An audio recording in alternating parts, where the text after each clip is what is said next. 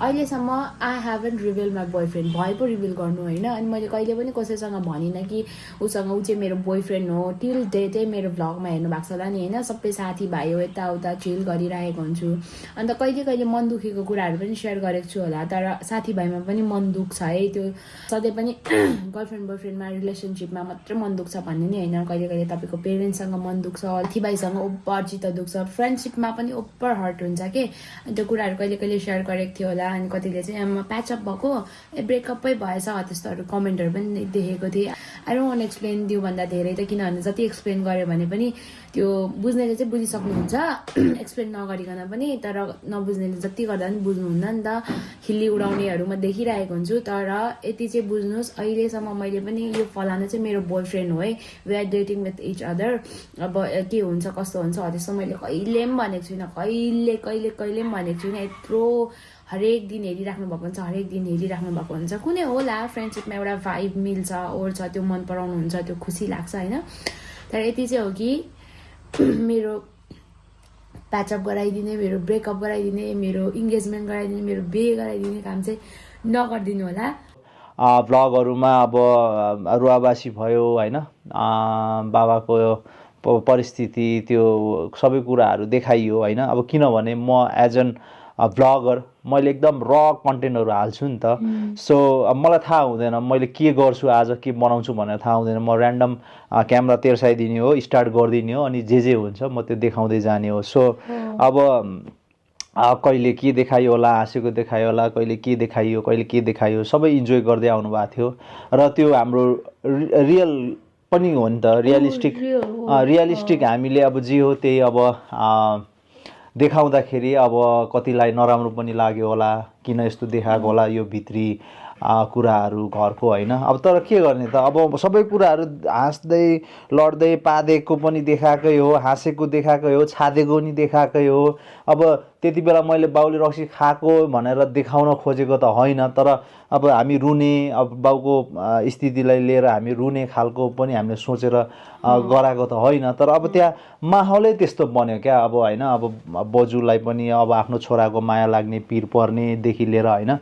अब इन्ट्रो बनाउँदाखेरि देख्नु भएको थियो होला, म अब रमाइलो आज हामी फेरि फ्यामिली भ्लग बनाउँदैछौँ भन्दाखेरि अब के गर्ने त, अब फेरि त्यो गराउँदा गराउँदै अब त्यस्तो भइदियो। त्यही भएर अब त्यही हो। अब एउटा खासमा हामीले त्यति बेला मोमोको लागि चाहिँ मोमो भ्लग बनाउनको लागि सुरु गरेको थियौँ। अनि ठ्याक्कै बाबा आउनुभयो। बाबा चाहिँ कति 1 विक भइसकेको थियो तल नझर्ने होइन, किचनमा नझर्ने, रुमको रुम। अनि किनकि बाबाले चाहिँ आफ्नो त्यो नाजुकपना नाजुक भइसक्यो भने देखाउन खोज्नु हुँदैन क्या। हामीलाई त घरभित्रकोलाई त मम्मीलाई मात्रै हो, सिर्फ मम्मीलाई। बाबालाई उचालेर टोइलेट लैजाने ल्याउने त्यो लेभलसँग पुग्दा मम्मीले नै हो गर्ने सब थोक। हामीले सहयोग गर्नको लागि हेल्प गर्नलाई हात दिँदा पनि हामीलाई नो वे, हामीलाई त दिनु नै हुँदैन, हामीलाई नछुयो, मम्मी नै चाहियो कुनै पनि हालतमा पुरै होइन। त्यो बिरामीलाई चाहिँ एकछिन नछोडेर कुर्न पर्छ नि, मम्मी ठ्याक्कै त्यस्तै हो होइन। त्यो लेभलमा पुग्नु भएको थियो। मेरो र बोजूको लागि चाहिँ फर्स्ट टाइम थियो त्यो सिचुएसन देख्ने। बाबाको रक्सी खानुहुन्थ्यो तर त्यति त्यो लेभलसँग पुगेको चाहिँ हामीले फर्स्ट टाइम देखेको थियौँ। म र बोजू चाहिँ अलिक धेरै रोयौँ। मम्मी त यिनीहरू बुढाहरू नजन्मिँदादेखिको बाबाको त्यो हेर्दा सम्हाल्दा कुन चाहिँ अप्सन अपनाउँदा हुन्छ, कुन चाहिँ के चाहिँ गर्दा मेरो बुढाले रक्सी छोड्छ। त्यो चाहिँ मान्छेहरूले चाहिँ के भनिरहेको छ भने भ्युज डाउन भयो, फल्नासँग कोल्याब गर, योसँग कोल्याब गर, त्यो यहाँ त्यहाँ। भ्युज भन्ने कुरा यस्तै हो साथीहरू, आउँछ जान्छ, मलाई मतलब छैन। किनकि एल्गोरिदम हो, कहिले आउँछ कहिले जान्छ होइन। यो त मैले मान्नुपर्छ नि त। कहिले म आफै टपमा बसेर त हुँदैन नि त होइन। म आफै टपमा बसिराख्नु पनि सकिँदैन नि त होइन। जति सकिन्छ त्यही हो साथीहरू, गर्दैछु हुँदैछ होइन। पहिले भन्दा धेरै राम्रो पनि भइरहेको छ। आई थिङ्क भ्लगिङ क्वालिटीमा फोकस गरिरहेको छु मैले। अनि अहिले त अब रेगुलरली नै भिडियो हालिरहेको छु मैले होइन। त्यही नै हो मेन भनेको चाहिँ के हुन्छ भने अब यो त्यो फल्नालाई भेट भनेर मान्छेहरूले मलाई भनिरहेको हुन्छ, फल्नालाई भेट, यसलाई भेट, उसलाई भेट भन्दा हुन्छ होइन। म कसलाई किन भेट्ने हुन्छ नि, अब भेट्नु म अब हुन्छ नि, अब जोसुकैलाई भेटे पनि अब के फरक पर्छ होइन। अब मलाई यसलाई भेटेँ उसलाई भेटेँ, अब त्यो भेटघाटसँग केही पनि सरकारी छैन हो। मलाई जसलाई भेट्नुपर्ने छ म आफै भेटिया पनि हाल्छु होइन एउटा। अनि कस्तो पनि भइसक्यो भने अब मैले डाउन फेज पनि देखिसकेँ, अनि अर्को भनेको अफ फेजहरू पनि देखेँ मैले। हाइपदेखिको लिएर सबै कुरा देखिसकेँ कि मैले। यो जुन हुन्छ नि अब सानै भए पनि उमेरमा चाहिँ अब धेरै वर्ष नलागे पनि अब 24-25 वर्ष भए पनि मैले धेरै फेजहरू देखिसकेँ, नराम्रो समयहरू पनि आइसक्यो, राम्रो समयहरू पनि आइसक्यो। अनि यो साला डिसोममा 300 गरेर 600 को सब्सक्रिप्सन लिगिसके, तर भने गेम हेर्न पाएको छैन। गेम हेर्न नपाएर यसरी थर्ड पार्टी वेबसाइटबाट यसरी हेर्न परिरहेको छ। होइन, तिमीहरूले राइट्स लिएर एउटा गतिलरी गेमै देखाउन सक्दैनौ भने बरु त्यही युट्युबमै देखाएको भए ठिक थियो के। कमसेकम यस्तो झन्झट त गर्नु पर्थेन।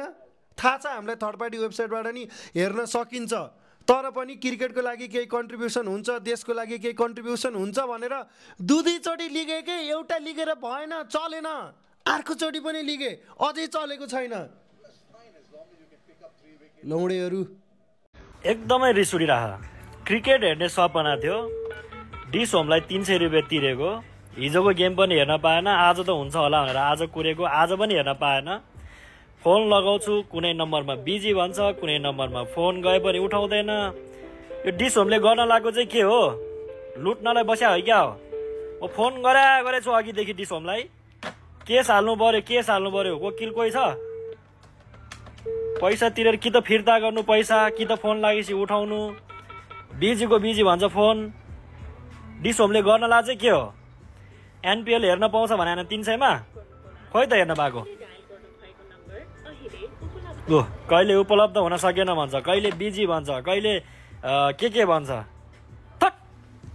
डिसोमकोमा 300, 600, 900 देखि 1200 रुपियाँसम्म तिरेर पनि आज एनपिएलको म्याच हेर्न पाइएन आजसम्म भनेर धेरैजनाले कमेन्ट मेसेजहरू गर्नुभएको छ। त्यसको लागि चाहिँ डिसोमकोमा यसो बुझ्दाखेरि उहाँहरूको फेसबुक पेजमा चाहिँ एउटा अफिसियल एनाउन्समेन्ट रहेछ। त्यहाँ चाहिँ के भन्नुभएको छ भन्दाखेरि यदि तपाईँको मल्टिपल पेमेन्ट भएको छ एउटै आइडीमा, अथवा तपाईँले पेमेन्ट गरेर पनि आजसम्म प्लान एक्टिभेटै भएको छैन भने उहाँहरूले चाहिँ एउटा मेल दिनुभएको छ। त्यो मेल भनेको चाहिँ सपोर्ट, यहाँ लेखिदिन्छु, support@disom.com.np मा हो। यहाँ चाहिँ तपाईँले दुईवटा स्क्रिनसट मेल गर्नु पर्यो। एउटा भनेको चाहिँ तपाईँको डिसोमकोमा गएर आफ्नो प्रोफाइलको आइडी मेल गर्नु पर्यो। आइडी भनेको प्रोफाइलमा जाने त्यो स्क्रिनसट लिने, त्यो एउटा आइडी मेल गर्नु पर्यो। अर्को भनेको चाहिँ स्क्रिनसट, पेमेन्ट गरेको स्क्रिनसट हो। यो दुईवटा मेल गरिदिनु भयो भने चाहिँ उहाँहरूले हामीले रिजल्भ गर्छौँ है इस्यु भनेर चाहिँ उहाँ एनाउन्समेन्ट गर्नुभएको छ। र यदि तपाईँको एउटै आइडीबाट मल्टिपल पेमेन्ट भएको छ, 1200 रुपियाँसम्म पेमेन्ट भएको छ भने चाहिँ तपाईँहरूको सबैहरू रिफन्ड गरिदिन्छौँ, 300 रुपियाँ मात्र काट्छौँ भनेर अफिसियल एनाउन्समेन्ट गर्नुभएको छ उहाँहरूले।